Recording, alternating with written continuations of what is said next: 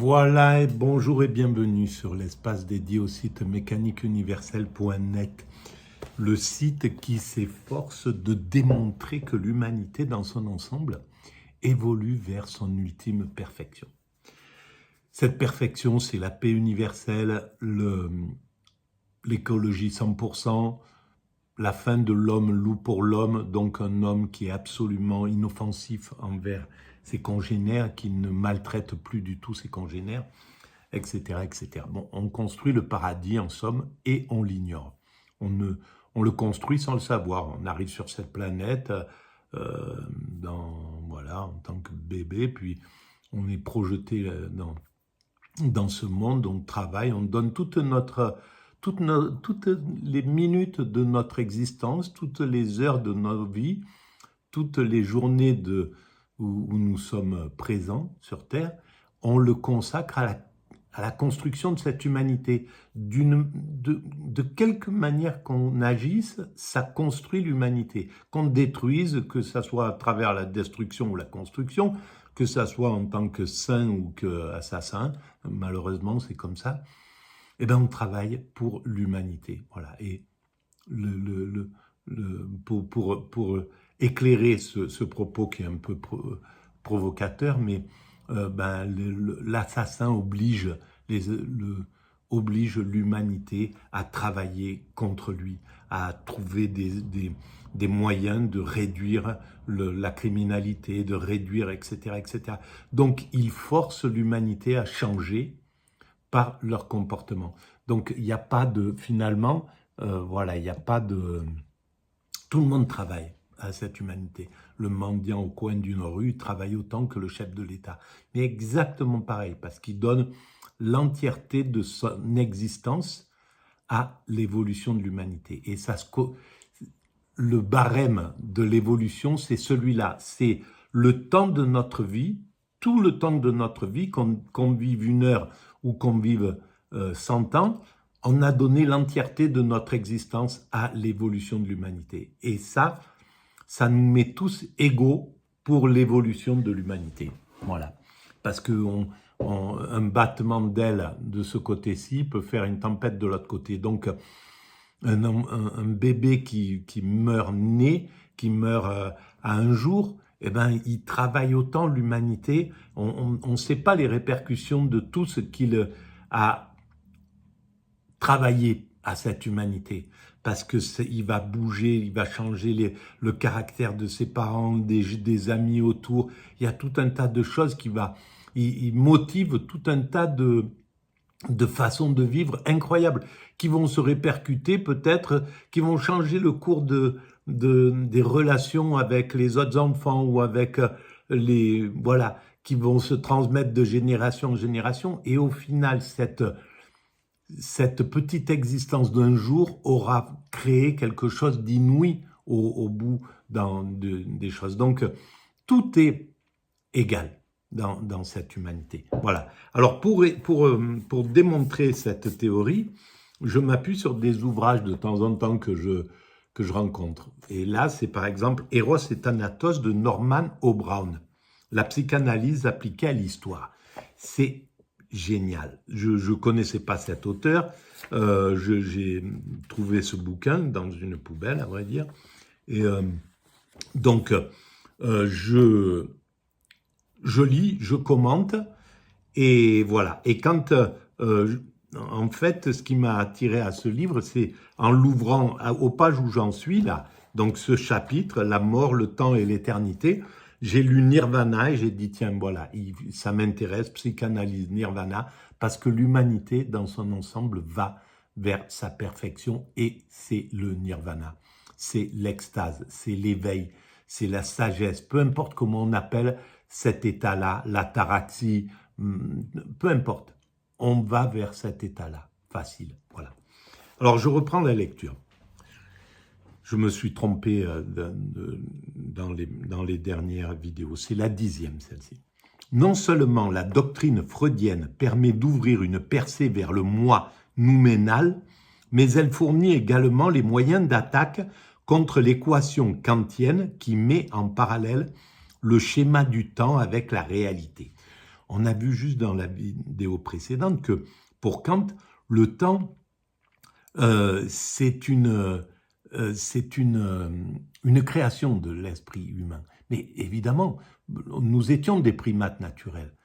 Quand on était primates naturels, on ne comptait pas en minutes, secondes, heures, jours, mois, années, etc. On n'avait pas besoin de ça. Donc c'est bien une construction de l'humanité, mais une construction fondamentale. Elle nous sert à construire l'humanité telle qu'on l'a construite, parce qu'on a besoin absolument de ce temps. On a besoin de l'espace, de découper l'espace, de découper le temps pour pouvoir construire l'humanité. Mais quand on aura atteint la perfection, ce temps-là, on n'en aura plus besoin. Donc c'est là où il avait raison que c'est en plus. Certains axiomes psychanalytiques que nous discuterons dans un chapitre postérieur considèrent la conscience du temps comme une conscience réelle et tendent à conclure que ce que Kant a pris pour les schémas de la réalité sont en fait les schémas du refoulement, en croyant que Kant avait tort en disant que le temps est une construction mentale. Il est vrai que toutes les lumières réunies de la psychanalyse n'ont pas été suffisantes pour permettre à Freud de livrer une attaque directe contre le concept du temps. Mais parce que c'était Freud déjà, il en a fait assez, hein, il en a fait du boulot. Il en a découvert des choses, il en a éclairé des pans. Voilà, il n'était pas dans la toute-puissance, il ne pouvait pas tout faire, tout comprendre, etc. Il était placé à un certain moment de l'évolution. Il avoue d'ailleurs son échec quand il écrit vers la fin de sa vie « Nous sommes de plus en plus convaincus d'avoir beaucoup trop peu fait usage pour étayer notre théorie, du fait indubitable que le temps ne modifie en rien les éléments refoulés. » Il finit sa vie en parlant de ça, que le temps ne modifie en rien les éléments refoulés.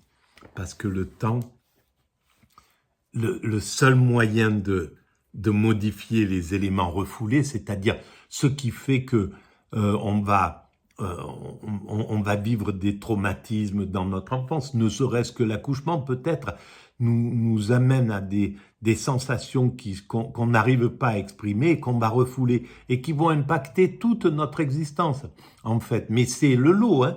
On est tous comme ça, on est tous imparfaits et cette imperfection est formidable pour construire l'humanité. Mais il y a un moment où le temps, la seule chose qui modifie ces refoulés, qui peut aller travailler là-dessus, c'est l'extase. Et donc c'est quand on sort du temps qu'on élimine le refoulé, qu'on élimine tout ce que l'inconscient essaye de se masquer parce que c'est trop insupportable et qui impacte toute notre existence. Donc ça, c'est très très important. Cette constatation semble offrir la possibilité d'approcher certaines vérités vraiment profondes. C'est incroyable la connaissance que ce Norman Brown a de Freud et de tout un tas de choses parce qu'il a étudié pas que ça. C'est hallucinant comment c'est pointu dans la conscience. Donc je relis ça parce que je ne l'ai pas compris. Cette constatation semble offrir la possibilité d'approcher certaines vérités vraiment profondes. Oui, bien sûr, la vérité, la vraie vérité, elle est vraiment profonde, la vraie vérité. Et c'est l'extase. Et on peut l'expliquer, mais c'est quelque chose qui se vit, c'est pas quelque chose qui s'explique. La vérité, ça s'explique aussi, mais la vérité, c'est à travers le corps qu'on la ressent. Et c'est à travers l'extase. Et l'extase, c'est le silence, c'est pas la parlotte. Mais pour ma part, je n'ai pas fait de nouveaux progrès en ce sens. Freud ne semble même pas avoir envisagé la variabilité du schéma du temps, encore bien moins son abolition, en même temps que l'abolition du refoulement. D'autre part, de récents développements en matière de physique, de biologie et d'anthropologie tendent à établir que le schéma du temps est en relation avec des besoins biologiques et culturels variables. Alors, ça c'est encore un truc intéressant, parce que quand on fait l'expérience de l'extase, et j'ai fait cette expérience au bout d'un mois de découverte de ma théorie, l'humanité est destinée à atteindre sa perfection, je me suis mis à écrire. Quand j'ai écrit cette phrase-là, j'ai voulu comprendre pourquoi j'avais écrit ça et j'ai voulu analyser toute la logique de ça. Donc j'avais fait toute la structure de la mécanique universelle de mon site, qui est devenu mon site. C'était juste le squelette de ça. Et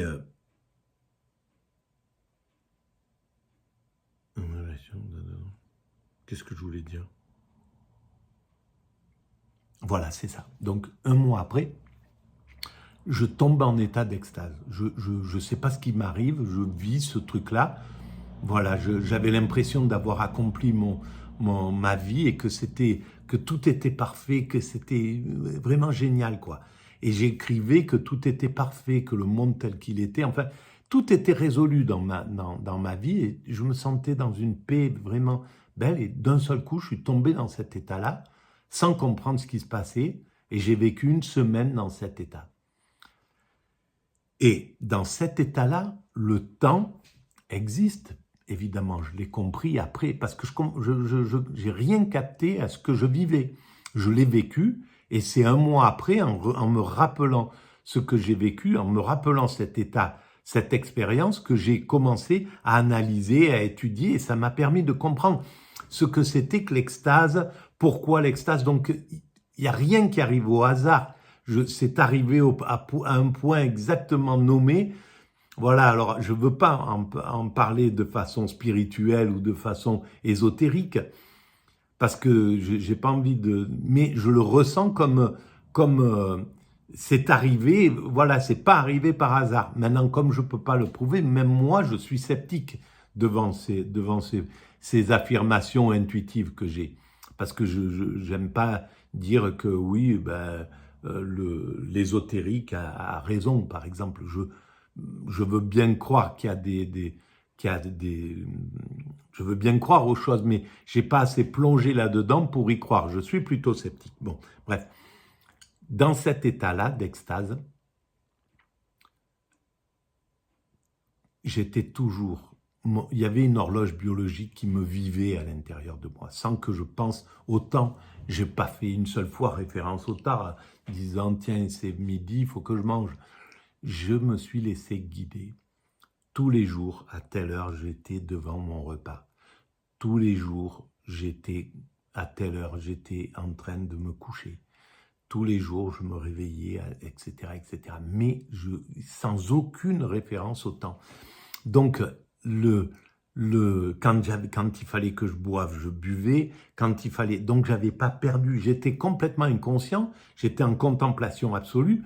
Mais dans cette contemplation, il y avait quelque chose qui m'amenait devant un repas, voilà, pour maintenir le corps. Le corps, il avait une horloge biologique qui passait au-dessus de moi, en réalité, qui était bien au-dessus de moi. Je continue. En d'autres termes, le XXe siècle a vu la désintégration de l'universalité et en même temps de la rationalité. Et ça, c'est curieux quand même, oui, le XXe siècle, la désintégration de l'universalité. Alors, cet ouvrage a été écrit, je devrais le citer à chaque fois, il a été écrit en 1960. Et en 1960, c'est clair qu'on sortait de deux guerres complètement traumatisantes qui nous avaient fait perdre le goût de penser que le progrès avait du bon, parce que le progrès, il avait conduit au gazage de millions d'individus dans les tranchées, il avait conduit à la solution finale et au bombardement intensif et à tout ce qu'avait fait Hitler, et puis même le Zyklon B, etc. C'était une horreur, quoi, voilà. Et donc, il n'y avait plus moyen de penser à ça, ni l'universalité. On était comme après une bagarre. Voilà, il y a les deux mecs qui sont comme ça, ils se regardent, qu'est-ce qui se passe? Et il faut du temps pour pour qu'ils se remettent en forme, etc. Eh bien, l'humanité, c'est comme ça. On était là à la sortie de ces deux guerres initiées par l'Occident. L'Occident qui est un criminel, mais abominable, incroyable, et qui n'a encore jamais été jugé parce qu'il est, pour l'instant, il fait encore partie des vainqueurs. Mais il sera jugé, évidemment. Mais c'est une catastrophe. Et donc là, le monde entier est complètement abîmé, abusé devant ces deux primates de dominants là, qui se sont tapés dessus. Voilà, les Allemands et les autres, les Américains et les Français, et les Italiens, et les...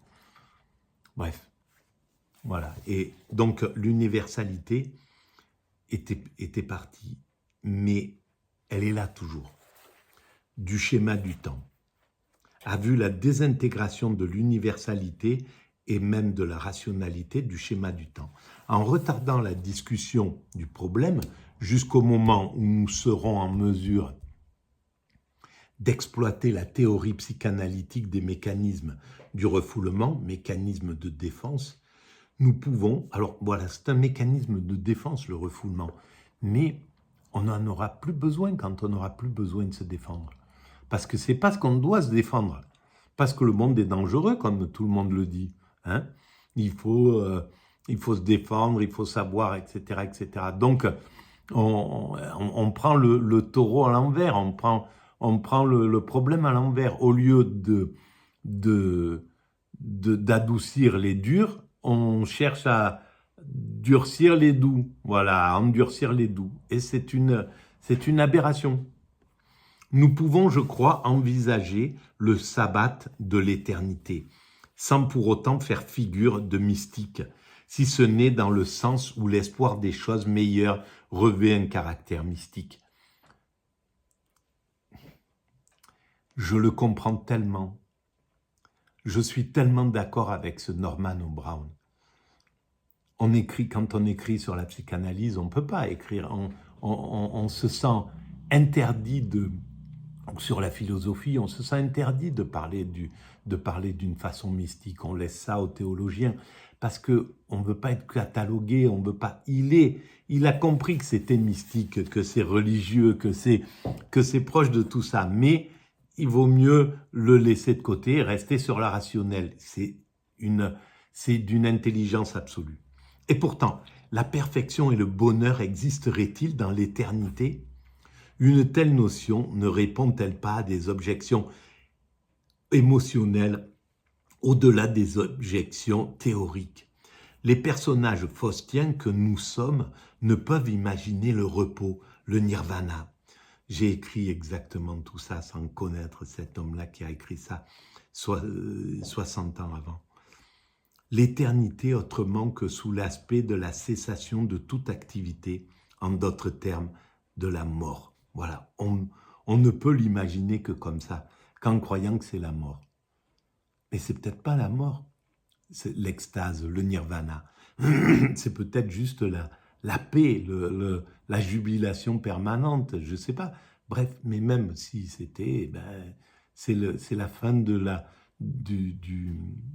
projet de l'humanité, du projet inconscient de l'humanité. Peut-être, pourquoi pas, c'est possible. Mais en tout cas, ça rejoindrait alors les philosophies asiatiques, l'hindouisme et tout, pour qui le nirvana doit permettre de la fin de la réincarnation.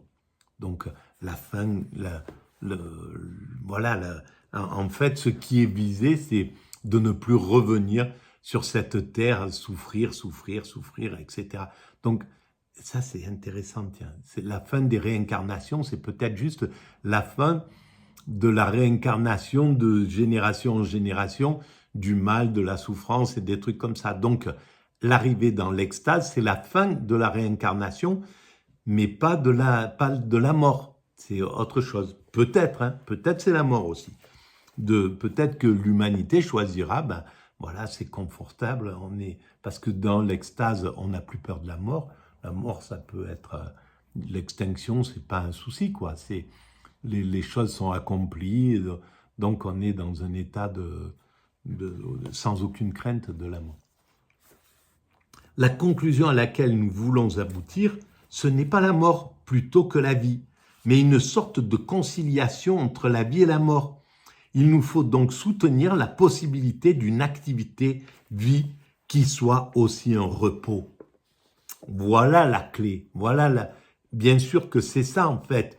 Alors il y a des gens qui m'ont dit, je me souviens plus, j'ai parlé avec quelqu'un une fois, j'expliquais cette théorie, et ils m'ont dit, mais on peut être en extase et être dans la vie. On peut être zen, quoi, et être... Pour moi, non. Par rapport à l'expérience que j'ai faite, la véritable extase, hein, on peut être zen, tranquille, relax, sans être en extase, mais... Et agir, travailler calmement, sans se presser, être vraiment cool, relax. Ça m'est arrivé même d'ailleurs, par des tout petits moments, des tout petits instants. Donc c'est possible. Mais la véritable extase, il n'y a plus de désir de créer, de faire, de jouir. C'est vraiment un état contemplatif, méditatif, en somme, permanent. Donc, il y a peut-être que l'humanité trouvera de toute manière la clé pour être en extase et en vie en même temps, pour être en semi-extase ou pour être en extase que quand elle le désire, que quand l'homme le désire, il se met en extase, mais quand il faut un petit peu vivre, et ben il vit, etc. Peut-être qu'il y a moyen de trouver, on ne sait pas comment sera l'humanité dans 4 ou 5 siècles, parce que je parle de l'humanité parfaite dans plusieurs siècles. La notion d'une activité de vie qui soit aussi un repos est clairement contenue dans la notion chrétienne du paradis. Et je soupçonne, parce que je découvre en même temps que je lis, et je soupçonne le nirvana bouddhiste de n'être pas aussi inerte et négatif que le prétendent les polémiques chrétiennes. La notion d'une activité de vie qui soit aussi un repos est clairement contenue dans la notion chrétienne du paradis. Voilà. Ben oui, c'est vrai que... Comment vivaient Adam et Ève dans le paradis? Pour savoir comment la religion, pour comprendre la pertinence des intuitions religieuses. Comment vivaient-ils? Est-ce qu'ils travaillaient? Est-ce qu'ils faisaient... Est-ce qu'ils cueillaient? Est-ce qu'ils faisaient... Ils étaient obligés de vivre, quoi, hein, d'utiliser pour pouvoir manger, pour pouvoir, etc., etc. Donc, il y a moyen d'aller dans ce truc. Et en fait, c'est vers ce paradis vers lequel on va. Donc, il va falloir lire ce que c'est que ce paradis. Mais le paradis chrétien est là pour résoudre des problèmes insolubles sur terre. Et comme il postule l'immortalité dans le ciel, mais non, ça sera sur terre, évidemment. Sa prémisse psychologique cassée, c'est l'impossibilité de concilier la vie et la mort, sur terre ou dans le ciel. Parce qu'on a compris la métaphore au pied de la lettre. On a pris la métaphore au pied de la lettre. Il faut la prendre d'une autre manière, la métaphore. Le paradis, c'est pas d'où nous venons, c'est où nous allons. Et c'est sur terre. Comme l'a démontré F.C.S. Schiller, on peut trouver chez Aristote un modèle plus satisfaisant de la perfection conçue sous la forme d'une activité sans mouvement. Une activité sans mouvement. Voilà. Alors, la notion fondamentale d'Aristote, et ça sera pour la prochaine vidéo. Je vais arrêter là. Merci de votre écoute, merci de votre présence, et je la ressens pleinement. Je sens l'énergie que vous me donnez et votre présence et votre bienveillance voilà. Donc merci pour ça. Si vous pensez que pour les gens qui arrivent sur ces vidéos, si vous pensez qu'il y a de l'intérêt à ce que l'humanité prenne conscience qu'elle fait quelque chose, qu'elle construit son paradis de façon inconsciente, et ben vous pouvez mettre des pouces, vous pouvez vous abonner, vous pouvez envoyer le lien à vos amis, vous pouvez laisser des commentaires. Tout ça augmente la visibilité de l'espace. Et vous pouvez aller visiter le site mécaniqueuniverselle.net. sur lequel tout cela est écrit, la plus grande partie. Il y a des petites choses en plus, quoi, bien sûr, mais globalement, tout a déjà été écrit il y a 23 ans, 24 ans. Merci.